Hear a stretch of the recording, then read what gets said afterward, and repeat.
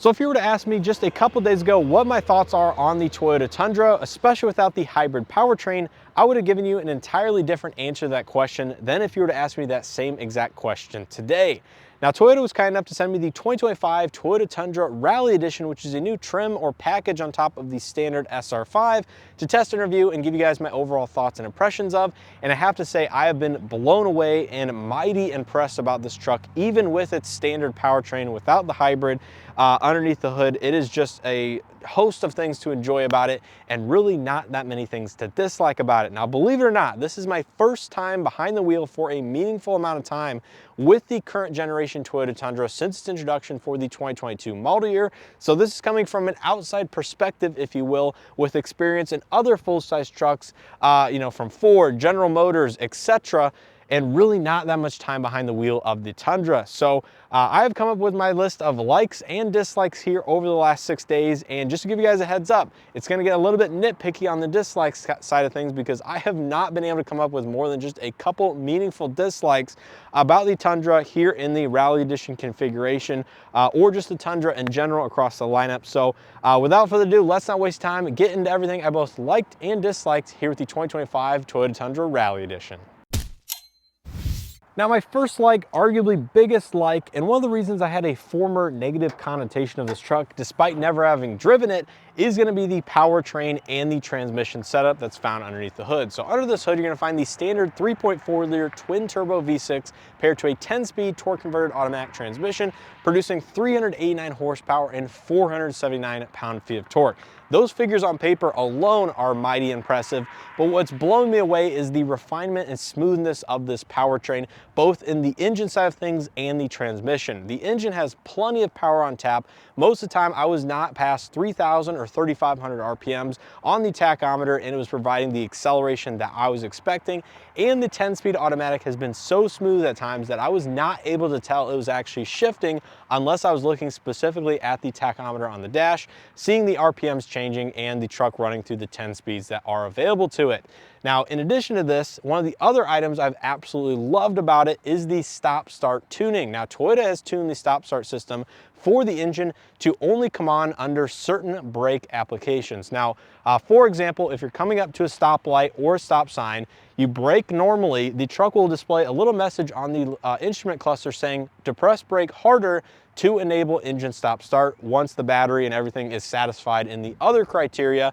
So I've been driving around with the engine stop start turned on, but it's never once activated unless I've actually depressed the brake pedal harder than I normally would. And although there is a button on the dash to disable it, again, I've not had to disable it because the truck's just never used it because I've never depressed the brake pedal hard enough to activate it. But that is a way that you can basically tailor yourself to drive the truck if you do actually want to use it and save a little bit of additional fuel at long stoplights, in your Starbucks drive-through, things like that. So those two things alone, the powertrain, the transmission, refinement and smoothness, the power on tap, and the stop-start system are both highlights in terms of the powertrain found underneath the hood of the Tundra. So my third like with the Toyota Tundra, specifically with the way that this one is equipped, is gonna be the ride quality. Now, the Rally Edition gets the TRD Off-Road Bilstein dampers, which are gonna give this truck a little bit of enhanced control, stability, and just overall capability if you do plan to take it in those light to moderate off-road scenarios. Now, this of course is not meant to be the TRD Pro version of the truck to be, the most capable off-roader, and the fact that this has the multi-link suspension out back with a coil spring instead of a standard leaf spring underneath the truck. Both of those two things combined, the Bilstein dampers and the multi-link rear suspension, I think really offer a great ride quality on a daily basis for a full-size pickup truck like this. I have actually been blown away by how controlled, how smooth the truck rides, just the overall driving dynamics of this truck compared to other full-size trucks I've driven that don't have any sort of adaptive suspension, either damper or air suspension setup, or just the other Toyota trucks I've driven, including the Tacoma TRD Off-Road with its Bilstein damper. I thought that truck was way too stiff for the average daily driver, but this truck, on the other hand, is perfectly smooth. Now, my fourth like is going to be the power rear sliding window. Now, this one's actually not specific to the Tundra. It's been available on 4Runner, Sequoia, and some of the other Toyota products across the lineup. but this power rear sliding window has been one of the features that I've used on a daily basis driving this truck around, and actually makes for a very good driving experience. Now, the one downfall of the power sliding window is that I do have to park under a tree, and this time of year in spring, there are seeds that fall down that fall into the bed, and if you open this window up, even with the front windows down, they will get sucked straight into the cabin, and you will have to clean out your interior if enough of those seeds and whatnot get into the second row or even the first row. I've had all of them fly all the way up to the dash. But nonetheless, the power rear sliding window is a standout feature. It's a unique feature here in the full-size truck space, as other trucks have that middle, smaller power sliding window, but this one allows you full open air access to the bed and just the rear of the vehicle. It actually makes visibility from the rear mirror better because you aren't looking through a piece of glass. So all of that combined, I think, is beneficial to not only visibility and just enjoyment and drivability of the truck. I really think it is a cool feature. So my next like is going to be the power tailgate. Now, this is not a feature that is new to the full-size truck space. In fact, it's been around for several years, but I like the fact that this particular spec and trim level does have it available. Now, unfortunately, one of the unique aspects to the Tundra for this feature is not found on this truck, and those are the buttons on the taillight assemblies on the left and right hand side to control it. So you can simply hit the button here on this side of the vehicle, and it will actually power the tailgate up or down, but there still are going to be 3 different ways to control it here via the button, the one inside the cab, or on the proximity key fob. All 3 methods can control the power tailgate,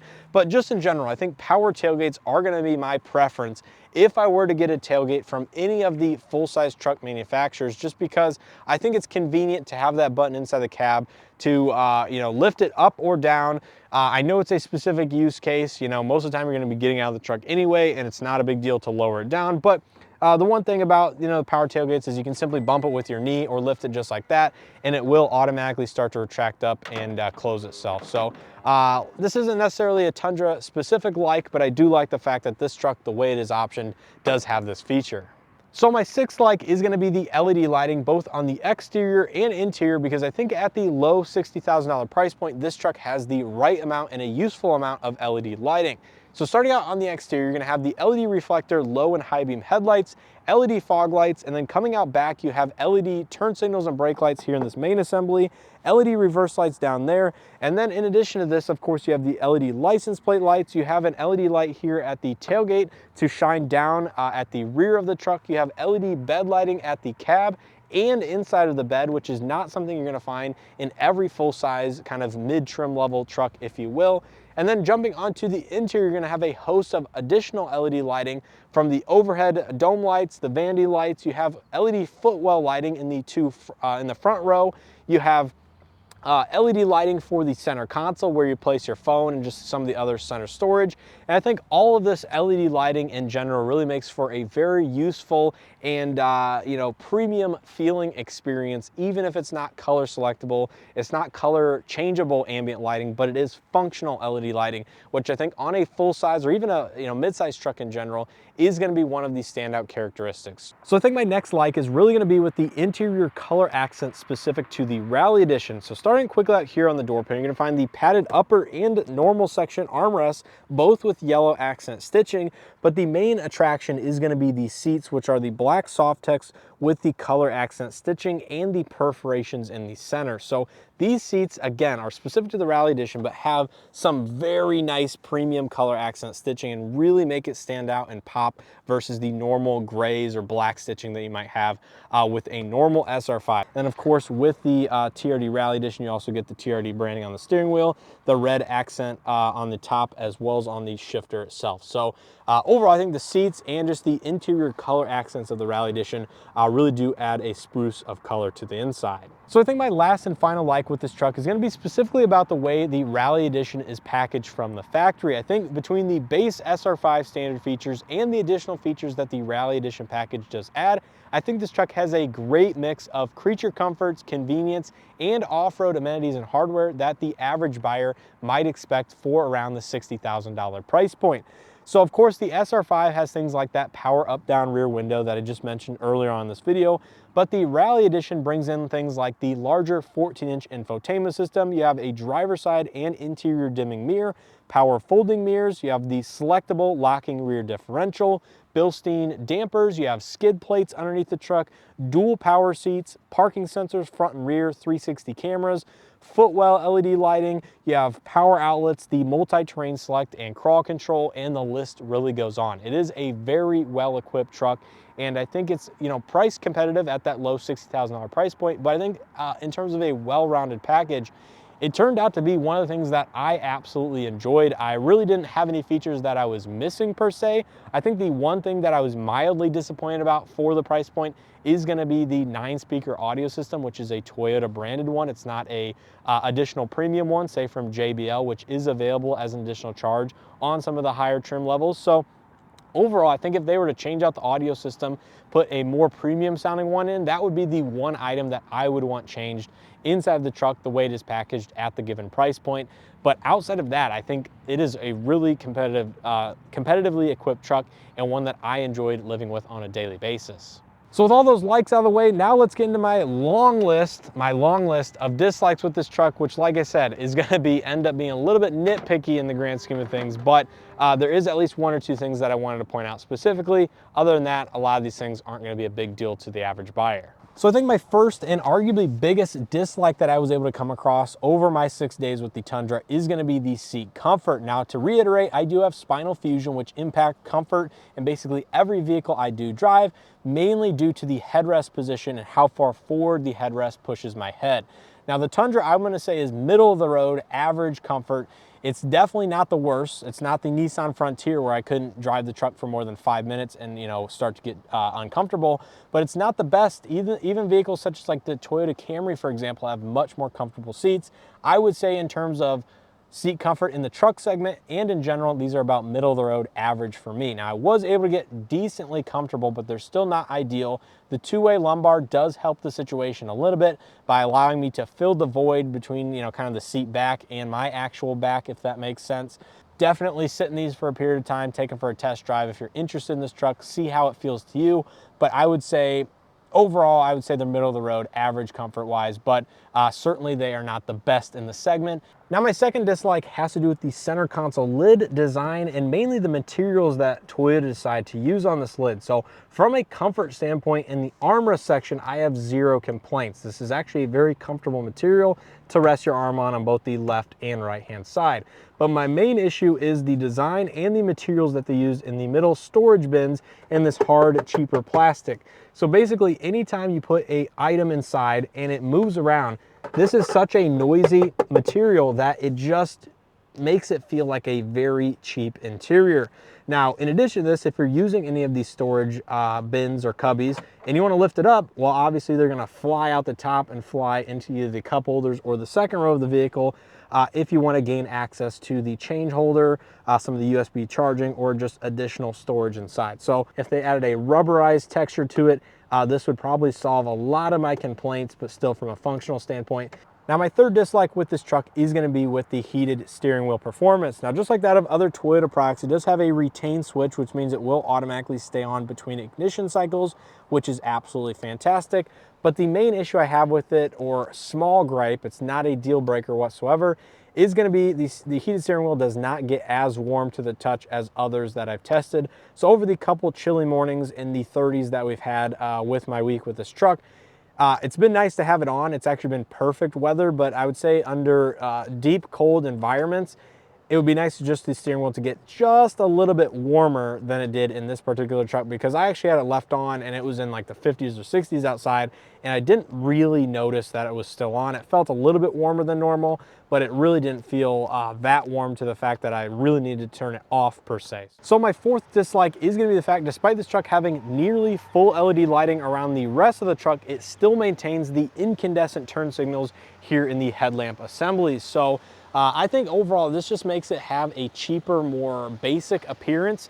There are the higher trim levels, of course, that come with full LED lighting, including those turn signals, but unfortunately Toyota did not option those assemblies here on this truck. in the way it is spec'd. So you have the LED low and high beam reflector headlights. You even have the LED fog lights down below. Tail lights and everything out back is going to be full LED, but unfortunately this truck is still spec'd with the incandescent front turn signals. Now my fifth and final dislike, again a very nitpicky one, but is going to have to do with the black plastic door handles that this truck comes equipped with. So from the outside, it's actually a semi-premium trim level in equipment, other than the black plastic cladding, which the magnetic gray color actually hides quite well. But you have things like the front grille with body color, the LED headlights. You have the more premium door mirrors with the body color gloss black elements here, some satin black vinyl for the A and B pillars. But for some reason, Toyota just kept the standard black plastic door handles here for the exterior. It does have proximity entry on the front, which is very nice to have, but this material in general just looks kind of cheap. It feels cheap when you actually go to grab the handle. So overall, I would like to see a body color handle with the proximity entry on the front. That is totally fine and acceptable. On this particular trim level, I think it would make it stand out a little bit more in terms of its premium nature, but I get this is not supposed to be a premium trim level. It's just supposed to be kind of a good value trim. But nonetheless, I think when you're grabbing the door handle every day, want to use it, I think a body color painted door handle, especially with the way that the mirror caps are optioned, would match the overall aesthetics just a little bit better. So that's going to do it here for all my likes and dislikes here with the 2025 Toyota Tundra Rally Edition. Let me know what you guys think down in the comment section below. Do you agree, disagree, want to add any additional likes or dislikes with your Toyota Tundra here in this current generation? I think it'll help anybody that is interested in purchasing one of these trucks down in the comment section below. So make sure to leave that information if you guys do wish to do so.